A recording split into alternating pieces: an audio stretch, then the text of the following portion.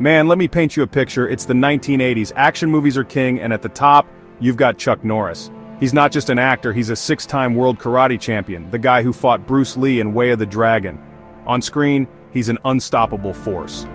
Colonel James Braddock, Matt Hunter, Walker, Texas Ranger. He never loses. Chuck Norris became a living myth, a symbol of American toughness. The internet wasn't big yet, but Chuck Norris facts were already in the minds of everyone who saw him. His kicks were like lightning, his punches could break through walls. The idea of him being beaten was unthinkable, like a lion taken down by a snake. Chuck Norris was the human embodiment of victory, a walking, talking, roundhouse-kicking legend. But what happens when the unbeatable man meets an idea he can't punch or kick? This is where the story gets interesting. It's not about a movie script. It's about a real-life encounter that sent shockwaves through the martial arts community. It's a story about humility, respect, and the never-ending journey of learning. It's about the day the myth faced a different kind of reality, a reality on the ground. This isn't a story about failure, it's about evolution. It's about what makes a true martial artist. Is it about never losing, or is it about what you do when you face something that dismantles your game? This moment wasn't just a private lesson, it was a turning point for martial arts everywhere. It proved that no one, not even Chuck Norris, has all the answers. And that, my friends, is where the real journey begins. It's a powerful lesson for anyone, in any field. The unbeatable man had met his match, and the encounter would change him forever. The myth had met its match, and the encounter would change him forever. Before he was a movie star, Chuck Norris was a certified badass. He served in the Air Force in South Korea, where he started his martial arts journey in Tang Soo Do. Back in the States, he dominated, opening karate schools and competing. He became the professional middleweight karate champion in 1968, holding the title for 6 years.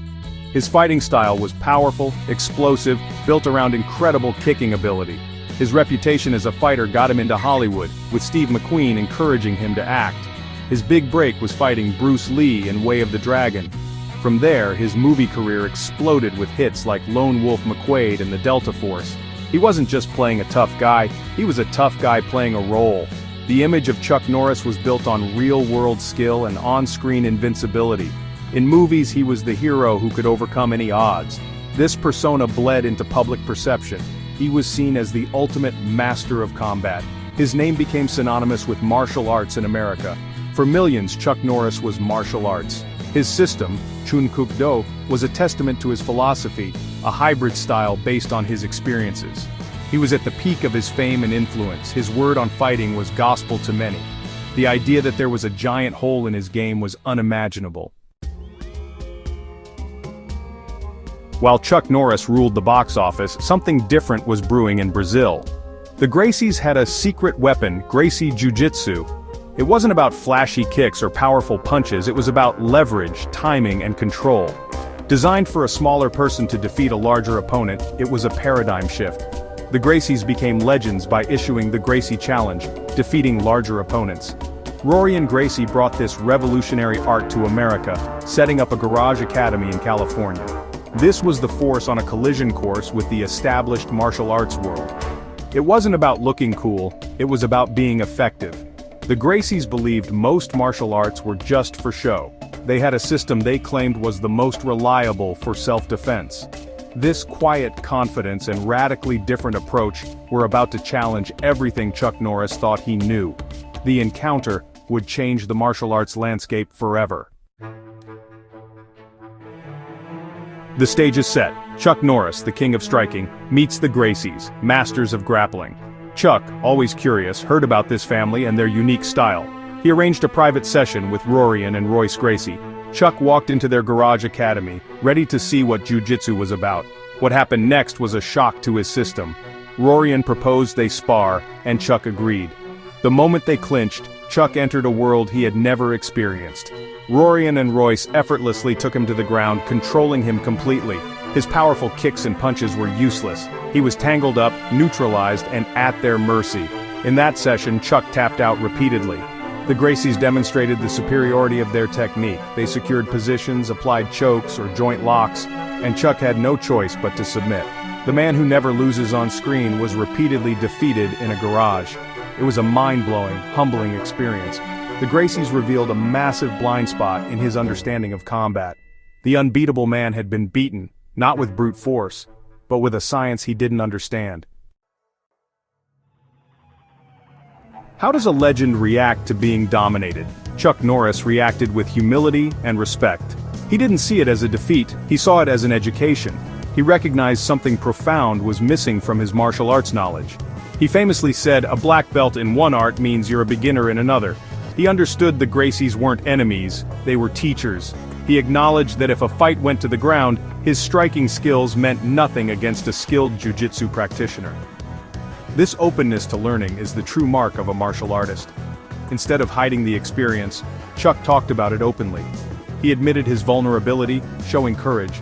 He didn't let ego blind him to a more effective way of fighting. He saw the genius in the Gracie system, and knew he had to learn it. His response wasn't shame, it was excitement and curiosity. Chuck Norris didn't just walk away impressed, he became a student. After the humbling encounter, he began training in Gracie Jiu-Jitsu. A 6th degree black belt in karate, he put on a white belt and started from scratch. He drilled fundamental movements, learning the art from the ground up. His involvement was a massive endorsement for the art from Brazil. He started incorporating jiu-jitsu into his system, Chun Kuk Do.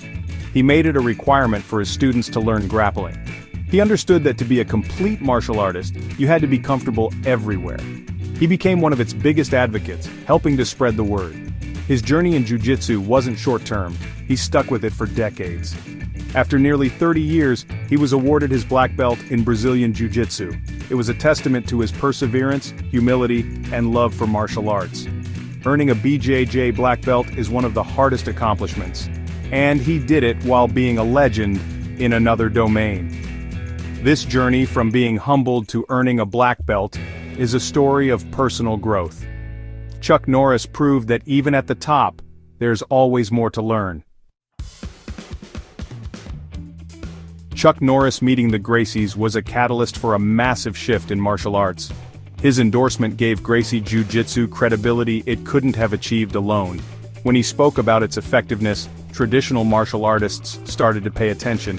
The seed of doubt was planted. Was my style enough? What if the fight goes to the ground?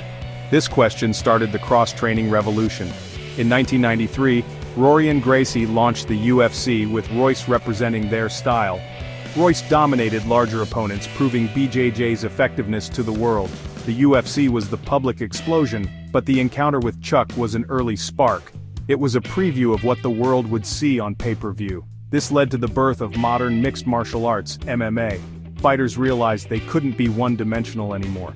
The encounter between Norris and the Gracies was a microcosm of this new reality.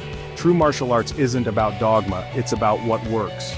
Chuck Norris became a greater legend not because he never lost, but because of how he handled a loss. He showed that true strength lies in adaptability and an open mind.